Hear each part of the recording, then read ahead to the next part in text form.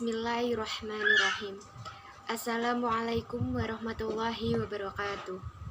Alhamdulillahirabbil alamin wassalatu wassalamu ala asrofil anbiya'i wal mursalin Sayyidina wa maulana Muhammadin wa ala alihi wa ashabihi ajma'in amma ba'du. Sebagai hamba Allah yang beriman, marilah kita panjatkan puji dan syukur kehadirat Allah Subhanahu wa Ta'ala yang telah memberikan kekuatan, kesehatan, lahir dan batin kepada kita semua. Salawat dan salam tidak lupa kita kirimkan kepada junjungan kita Nabi Allah Muhammad SAW yang telah mengantarkan umat manusia dari peradaban hidup yang jahiliyah menuju peradaban hidup yang modern, yang penuh dengan kemajuan ilmu, pengetahuan, dan teknologi seperti yang kita rasakan pada saat ini. Semoga kita semua termasuk hambanya yang taat, yang berhak mendapatkan syafaatnya di hari akhir kelak.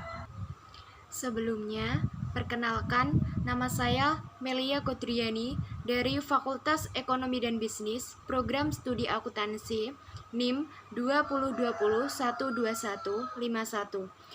Saya akan berhitobah dengan membawakan tema Islam, kebangsaan, dan nasionalisme. Keislaman dan kebangsaan merupakan dua wawasan utama yang harus ada di dalam setiap organisasi kemasyarakatan Islam di Indonesia. Wawasan keislaman penting karena ia merupakan landasan pokok yang selanjutnya akan menjadi sumber sekaligus spirit dalam menjalankan dan mengembangkan organisasi dakwah. Sedangkan wawasan kebangsaan penting karena organisasi dakwah yang dimaksud tumbuh dan berkembang di sebuah negara, bangsa atau Indonesia. Untuk itu, sikap nasionalisme menjadi hal yang tidak bisa ditawar lagi. Oleh karenanya, setiap sumber daya manusia dalam organisasi dakwah harus memiliki wawasan keislaman dan kebangsaan yang komprehensif. Tidak hanya paham, namun juga harus diinternalisasi dan diamalkan di setiap gerak langkah dalam menjalankan roda organisasi. Wawasan keislaman tanpa disertai dengan wawasan kebangsaan dapat berdampak pada melemahnya sikap nasionalisme.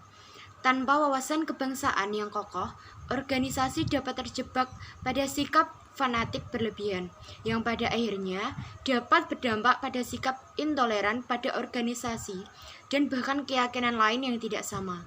Lemahnya sikap nasionalisme juga akan berdampak pada melemahnya institusi. Jika institusi negara telah melemah, maka dapat disimpulkan bahwa negara tersebut akan mudah tercerai-berai sekaligus lemah di hadapan negara-negara lain. Sebaliknya, jika hanya wawasan kebangsaan tanpa disertai dengan wawasan keislaman, maka secara otomatis organisasi dakwah tidak akan bisa berkembang sesuai fitrahnya. Bagaimana mungkin sumber daya manusia organisasi dakwah lemah pada wawasan keislamannya? Lantas, apa yang akan didakwahkan? Islam memiliki titik tekan pada aspek kepasrahan dan penyerahan diri kepada Allah, bukan pada sekedar institusi agama yang bernama Islam. Islam tidak cukup hanya sebatas simbol yang bersifat legal, formal, seperti KTP maupun simbol lain yang melekat pada pribadi seseorang. Namun, lebih pada kepasrahan mutlak pada Yang Maha Kuasa. Contohnya, jika ritual ibadah dipenuhi sifat riya atau ingin dipuji orang lain, maka amalnya pasti tertolak oleh Allah, sebab tidak pasrah kepadanya, ada rasa ingin dipuji oleh orang lain, sebab penyekutukan Tuhan dengan orang yang diharapkan pujiannya. Islam berarti kepasrahan, ketulusan, dan keikhlasan dalam beribadah kepadanya. Oleh sebab itu, sebagai umat muslim, kita harus mengedepankan aspek Islam di atas iman, bukan sekedar Islam di bawah iman. Sehingga keislaman kita pun akan menjadi sempurna karena dipenuhi dengan rasa kepasrahan yang mutlak kepadanya. Itulah inti dari Islam yang sejati, pasrah, tunduk, dan patuh. Islam bukan sekedar doktrin agama yang berisi ritual saja, namun Islam juga memiliki beraneka karakteristik, seperti yang dijelaskan oleh Tabrani. Islam memiliki berbagai ilmu dan kebudayaan, bidang pendidikan, bidang sosial, bidang pekerjaan, dan bidang Islam sebagai disiplin ilmu. Dengan demikian, Islam mencakup pada seluruh aspek kehidupan manusia.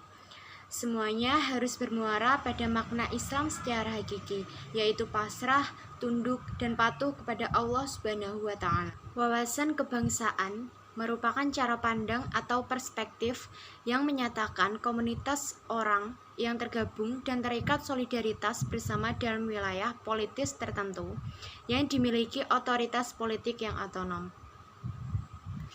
Berbeda dengan wawasan kebangsaan, nasionalisme merupakan paham ideologi kebangsaan, sehingga ia merupakan landasan dan sumber inspirasi bagi seluruh aktivitas kebangsaan. Sehingga nasionalisme merupakan ekspresi identitas yang didasarkan pada asumsi-asumsi bersama atas kebutuhan komunitas masyarakat untuk menjadi bangsa dan membentuk sebuah negara.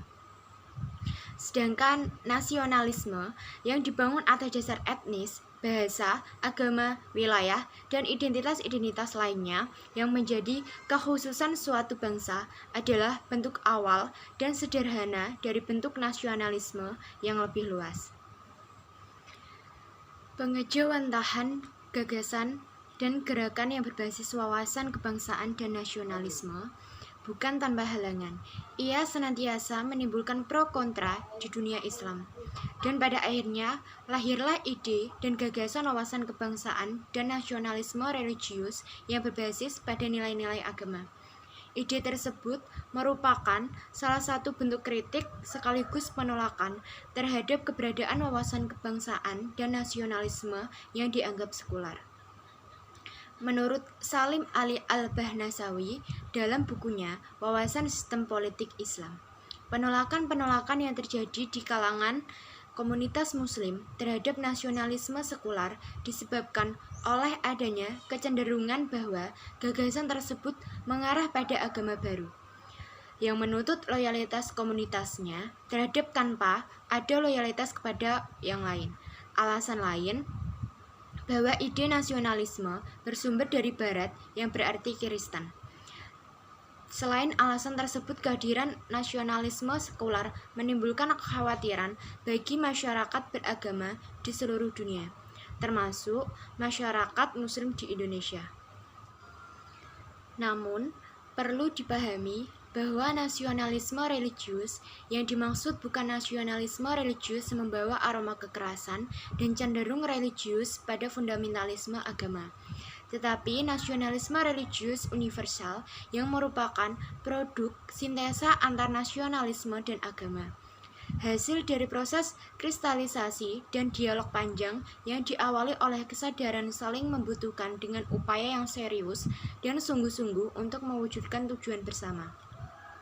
Untuk itu, nasionalisme religius yang mungkin menjadi harapan alternatif adalah: pertama, nasionalisme yang merupakan produk sintesis antara nasionalisme modern dan agama.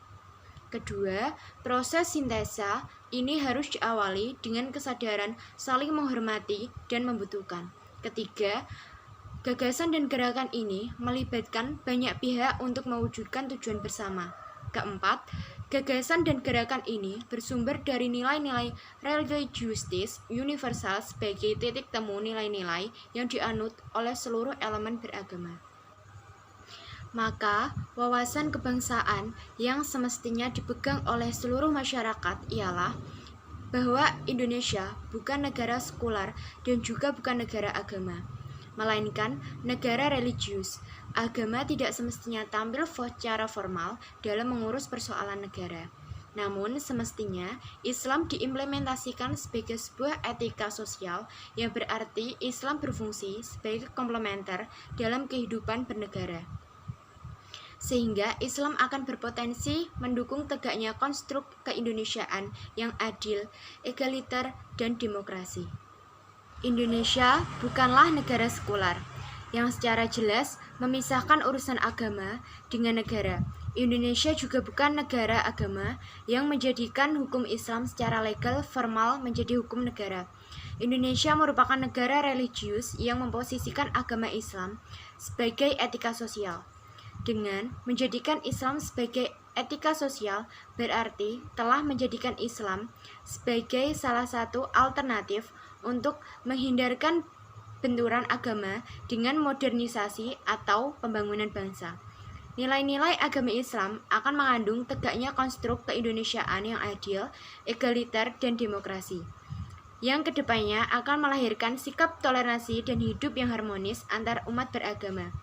Mengingat Indonesia merupakan negara yang multikultural dan sangat plural. Demikian hitobah agama yang dapat saya sampaikan pada kesempatan ini. Semoga dapat bermanfaat bagi kita semua dan dapat kita aplikasikan dalam kehidupan sehari-hari. Lebih dan kurangnya mohon dimaafkan. Yang benar datangnya dari Allah Subhanahu wa taala, dan yang salah, khilaf atau keliru itu datangnya dari saya pribadi sebagai manusia biasa yang tidak pernah luput dari salah, khilaf, dan dosa. Akhirul kalam, wassalamualaikum warahmatullahi wabarakatuh.